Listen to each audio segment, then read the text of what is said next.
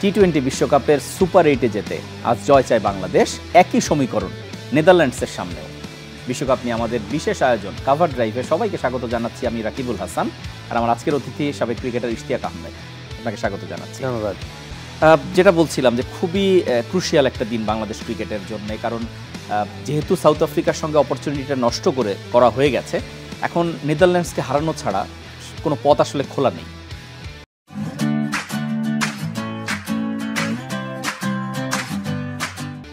হ্যাঁ Rakibul, thank you very much. Obviously কোনো chance, কোনো উপায় নেই, বাংলাদেশকে আজকে নেদারল্যান্ডসকে হারাতেই হবে।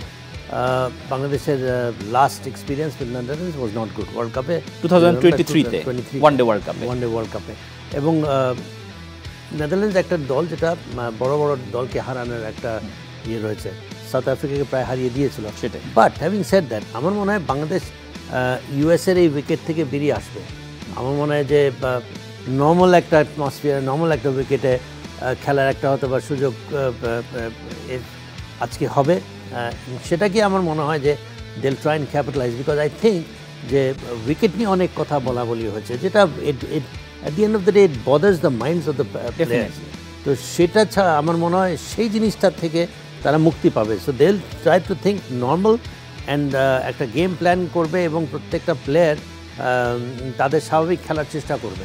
মানে আপনি বলতে চাচ্ছেন যে এখন থেকে ক্রিকেটারদের চিন্তাটা ব্যাট বল কেন্দ্রিক হবে, এতদিন ছিল উইকেট কেন্দ্রিক। অ্যাবসলিউটলি। এবং নট দ্যাট যে এই উইকেটে একেবারে যে কোনো চিন্তার কারণ থাকবে না তা না, whether it will assist the spinners or the fast bowlers more, এইটা হয়তো একটা ইয়ে থাকবে। বাট তারপরে the bounce on the wicket, pace bounce মোটামুটিভাবে it will not be too paced, আশা করা যায় it will not be too paced. এবং এই উইকেটে অনেক বছর আগে খেলেছিল বাংলাদেশ। আর আমার মনে হয় যে বাংলাদেশ ব্যাটার্স আর usually they like to go for the shots, মানে শট মেকিং তারা পছন্দ করে। যদি ভালো একটা উইকেট পায় সেক্ষেত্রে আমি মনে করি যে যেটা আমাদের সবচেয়ে বড় concern with the opening front line ব্যাটসম্যানদেরকে, ওরা হয়তো বা আজকে এই উইকেটে তাদের স্বাভাবিক খেলার চেষ্টা করবেন। Once they do that, Rakibul, আমার মনে হয় even you have no doubt that once this guys like Tanzil Tamim or Litton or Shant or even Shombor Sarkar, কে খেলবে we don't know. এই চারজনের মধ্যে 3 will be in the front line and all 3 are attractive shot makers, attractive stroke players, এবং তাদের জন্য to score a quick 30, 40, 50 runs in 5-6 overs is not beyond their ability. খালি হচ্ছে যে তাদেরকে they'll have to choose the right বল। আমাদের প্লেয়ারদের একটাই হচ্ছে যে বল সিলেকশনটা নিয়ে বিশাল ইয়ে, because Dutch bowlers will also be trying to, ওরা এমনিতেই খুব ডিসিপ্লিন মেইনটেইন করে। Very you talking about Dutch bowlers? তো অ্যাবসলিউটলি ওদের আমার মনে হয় ব্যাস ডিলেডে ওদের আছে, ম্যাক্স দাউদ ওদের আছে, they have some other fast bowlers. Meekeren ওদের খুব ফর্মে থাকা দীর্ঘদিন ধরে খেলছে। Penguin is a good spinner, and then Beekeren or something like that. He's also a handy bowler. সুতরাং ডাচ তাদের যে and they have a fantastic fielding side, এই দল অনেক দিন ধরে খেলছে, so they know Bangladesh strengths also, so they will give their all out. Definitely. এবং তাদের জন্য ইকুয়েশনটাও তো যেহেতু একই, মানে তাদেরও যদি কোয়ালিফাই করতে হয়, সুপার 8-এ যেতে হয়, তাদেরকেও জিততে হবে।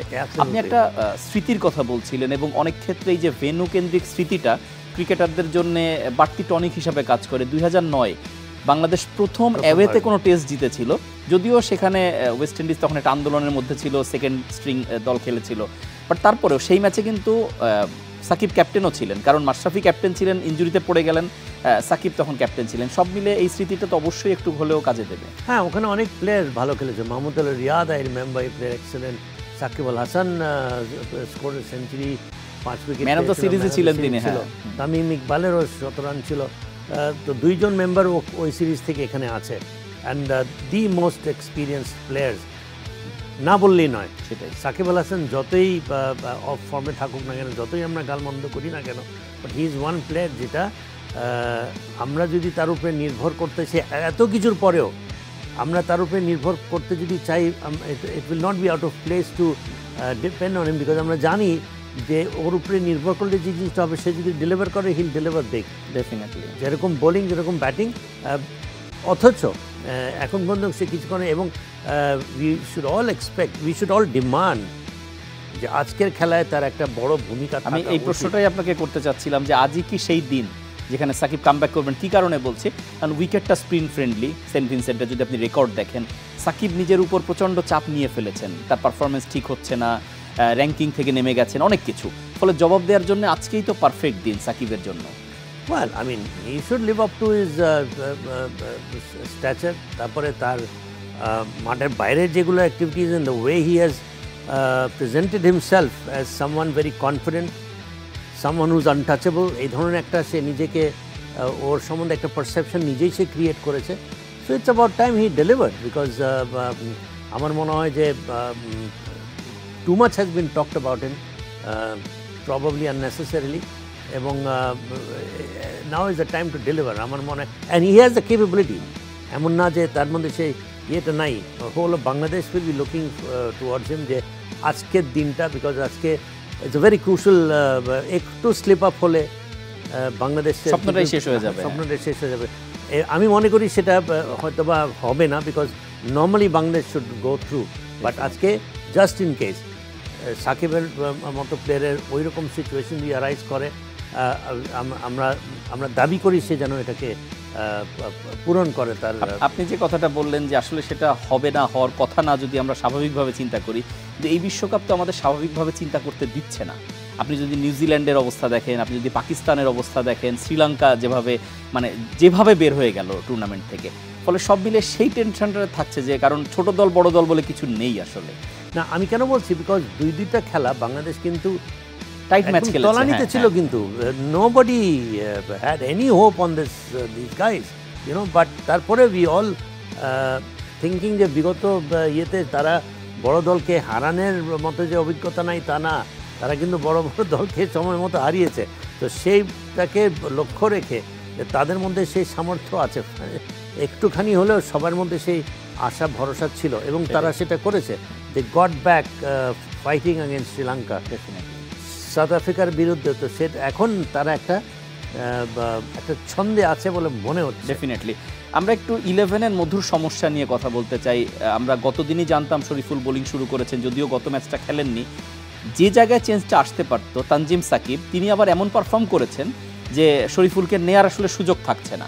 ফলে আপনার কি মনে হয় 11টার কম্বিনেশন কি হবে, যে শরীফুলকে আজকে সুযোগ দিলে কিভাবে দেয়া হতে পারে? Interesting question Rakibul, because it all depend on the nature of the wicket. যদি উইকেটে সামান্যটুকু পেস অ্যাসিস্ট করবে এই ধরনের উইকেট যদি থাকে, শরীফুল আর আসার সম্ভাবনা থাকবে। তাতে কি 4 পেসার নিয়ে খেলার কোনো চান্স কি আছে?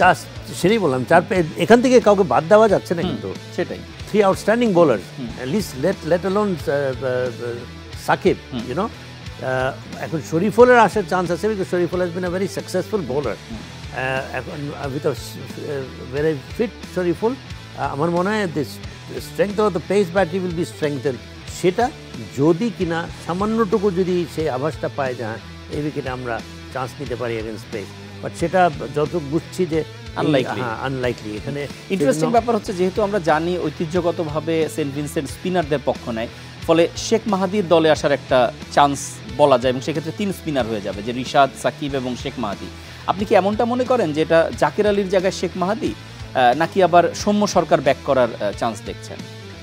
সৌম্য সরকারের তো নাম শুনছি, কিন্তু আচ্ছা, বাহাদুরা সিং এর সুযোগ পেলেই খেলিয়ে দেবে, এবং নট আনজাস্টিফায়েবলি সে যদি সৌম্য সরকার যদি খেলে, frankly I don't see Tamim playing, Tanzid Tamim. হ্যাঁ, সেই ক্ষেত্রে লিটন আর শান্তকে দিয়ে কেন যে ওপেন করালো বুঝলাম না। আইডিয়াল উড হ্যাভ বিন যদি সৌম্যকে আনতেও পারে, সৌম্য এন্ড লিটন, শান্ত, সাকিব, তৌহিদ হৃদয়, মাহমুদুর রিয়াদ, এইভাবে ব্যাটিং অর্ডার। আমি ইসেকেও রাখবো, আমি হয়তো জাকির আলীকে খেলাবো না, আমি শেখ মাহাদিকে খেলাবো, অ্যান্ড তাতে বোলিং অপশনও বেড়ে যায়। রিশাদ থাকবে, you have 3-4 spinners, and then you have 3 solid. Even Soumya Sarkar can be also, যদি আদৌ কোনো you need a fast bowler, কিংবা fill in the blanks, fill in the gap for the 5th or 6th bowler, you have in Soumya Sarkar. আমার ideal side would have been this. আমি Definitely. আজকে রিশাদকে খেলাবো, কিন্তু আমি জাকির আলীকে না খেলি, আমি শেখ মেহেদী আপনি যে রিশাদের নাম বললেন তাকে নিয়ে স্পেসিফিক্যালি আপনি যদি ওয়ার্ল্ড মিডিয়াতেও দেখেন, একটা হেডলাইন এরকম হচ্ছে যে বাংলাদেশ ফাইনালি একজন লেগ স্পিনার পেয়েছে। মানে লেগ স্পিনার নিয়ে হাহাকার কিন্তু দীর্ঘদিনের, এবং সেটা মনে হয় কাটলো। অ্যাবসলুটলি। এবং যে কটা সে খেলা খেলেছে, লেট অ্যালোন ইজ ব্যাটিং এক্সপ্লয়েটস, সে বোলিংয়েও প্রত্যেকটা ম্যাচ একটা সাক্ষ্য রেখেছে, একটা that yes here is a player who can deliver against odds, এবং leg spin is a very difficult art.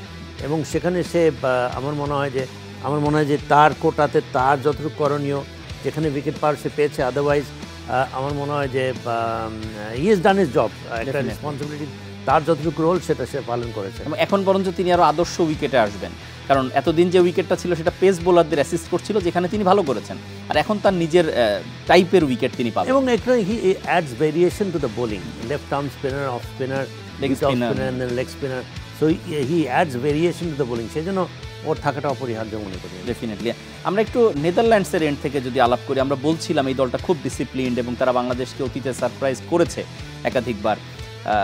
এই দলটার বোলিং স্ট্রেংথ, আপনি মিকি রেন এবং ফন বিগ দারুণ দুইজন পেস বোলার ফর্মে আছেন, তার পাশাপাশি যদি আপনি ব্যাটিংয়ে দেখেন সাইব্র্যান্ড এবং এডওয়ার্ডস অনেকদিন ধরে ক্যাপ্টেন, ফলে সব কিছু মিলে দলটা তো খুব সলিড একটা শেপে আছে। ভেরি, আমার মনে হয় it's an all-round sort of দল, ব্যাটিং, বোলিং, ফিল্ডিং, তারা একত্রে অনেক দিন ধরে খেলার কারণে ওদের মধ্যে একটা বন্ডিং, এবং কোনো দলকে ডমিনেট করতে দেখা যায়নি against the Netherlands. They have been close to winning, but not being able to win only means that এই দলটা থেকে খেলা বের করে জেতাটা অত সহজ হবে না। তো সেটা বাংলাদেশ আই এম শিওর জানে, বাংলাদেশ নিশ্চয়ই প্রথম থেকেই চড়া হয়ে খেলার চেষ্টা করবে। যদি নেদারল্যান্ডসকে প্রথম থেকে যদি চাপে না ফেলতে পারে, whether you're batting or you're bowling, I think Bangladesh তখন কাজটা কঠিন হয়ে যাবে, will be very difficult against Netherlands, because Netherlands একটা জিনিস নিশ্চিত, they are going to fight all the way, এবং তাদের ফিল্ডিং, তাদের যে ডিসিপ্লিন, বোলিংটাকে ব্যাক করবে অল দ্য ওয়ে, যেটা আমাদের ক্ষেত্রে কতখানি ভরসা করা যায় আই রিয়েলি ডোন্ট নো। সেটাই। এবং আপনি ফিল্ডিংয়ের কথাটা আলাদাভাবে মেনশন করেছিলেন এর আগে, এবং সেক্ষেত্রে সত্যি বলতে, নিউট্রালি বলতে গেলে বাংলাদেশের চেয়ে ওদের ফিল্ডিংটা এগিয়ে নিঃসন্দেহে। আমার তো মনে হয় যে ওদের যে bowling, they couldn't have asked for a better, because to be successful you have to have a very disciplined bowling attack, and for a bowling attack to be successful you have to have a fantastic fielding side, যেটা নেদারল্যান্ডসের আছে। নেদারল্যান্ডসের আর কোনো কিছু না থাকুক, এই দুইটা, হ্যাঁ, ফিল্ডিংটা ইজ অ্যাবসলিউটলি সব সময়টার জন্য A1। ডেফিনেটলি। আমরা বাংলাদেশ প্রসঙ্গে আবার ফিরে আসবো, আমরা একটু অন্য দুটো ম্যাচ নিয়ে আলাপ করে নিই। আজকে সকালে একটা অঘটন বলেন বা যেভাবেই বলেন, নিউজিল্যান্ডের কাছ থেকে এভাবে এত দ্রুত আফগানিস্তানের কাছে হার, তারপর ওয়েস্ট ইন্ডিজের কাছে হেরে গেল আজকে নিউজিল্যান্ড, এবং তাদের টুর্নামেন্ট অলমোস্ট শেষই বলা যায়। কিন্তু উইন্ডিজের কামব্যাকটা যদি আপনি দেখেন, 112 রানে 9 উইকেটের পরে সেই ম্যাচ 149-এ নিয়ে যাওয়া, রাদারফোর্ডের batting just wow. Darren Sammy কি এটার কোনো মানে পিছনে মেইন কিনা, আই ডোন্ট নো, সে ভালো motivator. Yes, absolutely. As a winning captain, World Cup captain, and highly respected as an individual.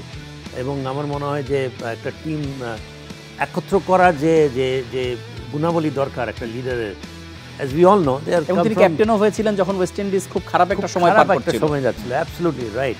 এবং all several sovereign states, coming together to play as a team, not very easy.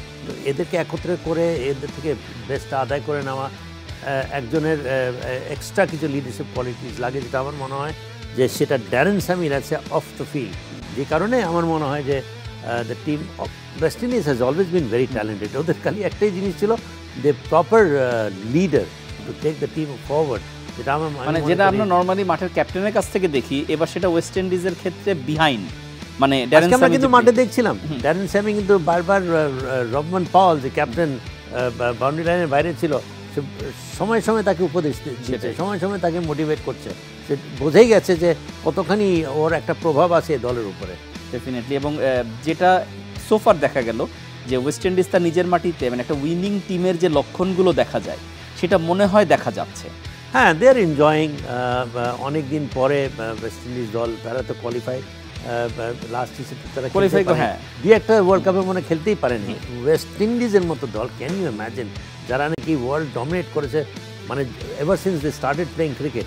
However আমার মনে হয় যে it will be good for West Indies cricket যদি এই দলটা কিছুদিন আগে টেস্ট ক্রিকেটও তারা অস্ট্রেলিয়াকে হারিয়েছে একটা টেস্ট ম্যাচে। They look good, very exciting bunch of cricket. আমার মনে হয় ওয়ার্ল্ডের সবাই এই একটা দলকে কোথাও না কোথাও থেকে ভিতরে কোথাও একটা স্থান ওয়েস্ট ইন্ডিজের জন্য রয়েছেই।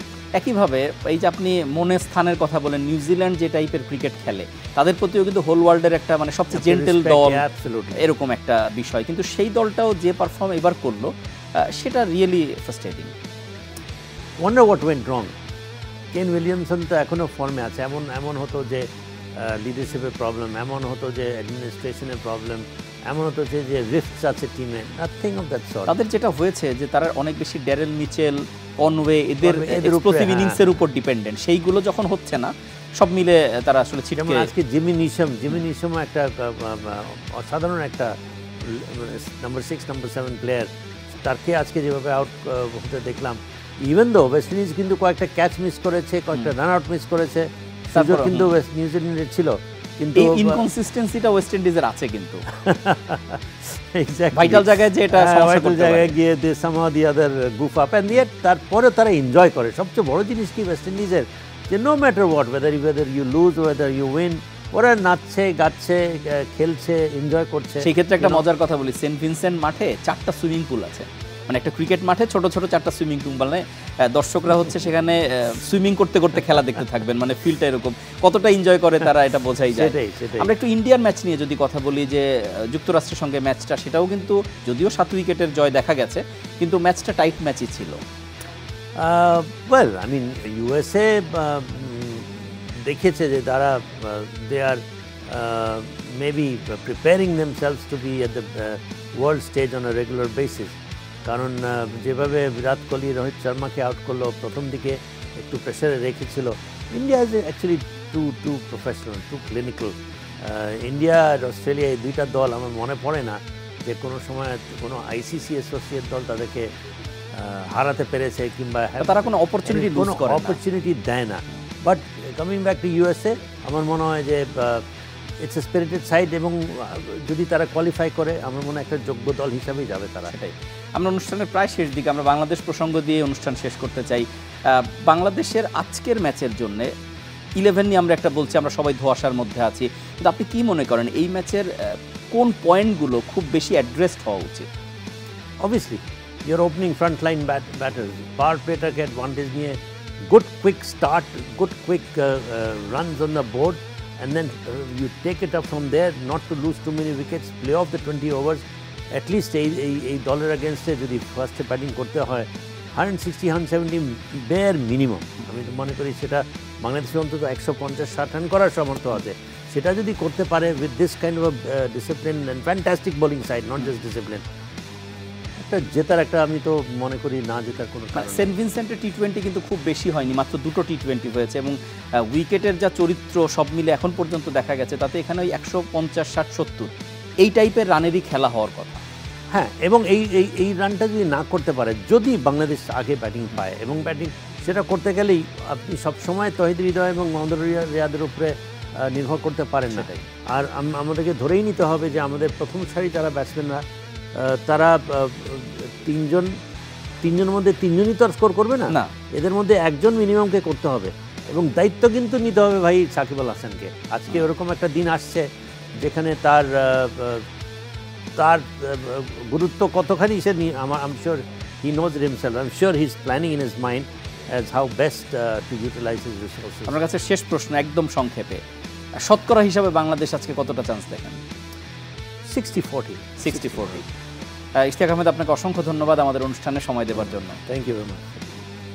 দর্শক, এই ছিল কভার ড্রাইভের আজকের আয়োজন। আপনাদের সঙ্গে আবারও দেখা হবে আগামীকাল ঠিক একই সময় অন্য কোনো অতিথিকে নিয়ে। বাংলাদেশ ক্রিকেট দলের জন্য শুভকামনা, নেদারল্যান্ডসের সঙ্গে তারা জিতবে এবং সুপার 8-এর সম্ভাবনা উজ্জ্বল করবে, সেই আশা শেষ করছি আজকের আয়োজন। ধন্যবাদ।